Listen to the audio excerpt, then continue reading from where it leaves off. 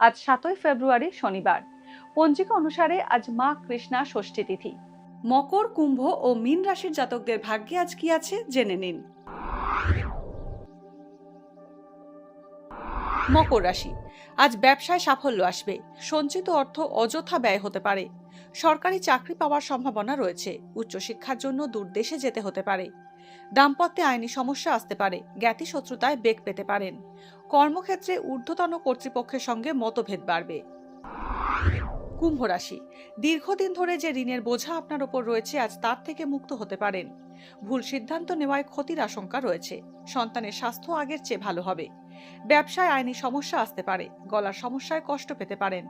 জল থেকে বিপদের আশঙ্কা রয়েছে। মীন রাশি, আজ চাকরি পরিবর্তন করতে পারেন। চিকিৎসার খরচ বাড়তে পারে। শত্রু আড়াল থেকে ক্ষতির চেষ্টা করবে। পৈতৃক সম্পত্তি বিক্রি হতে পারে। দুগ্ধজাত দ্রব্যের ব্যবসায় লাভ হবে। অবিবাহিতদের বিয়ের কথা এগোবে। রাস্তায় সাবধানে চলাফেরা করুন, আঘাত পেতে পারেন।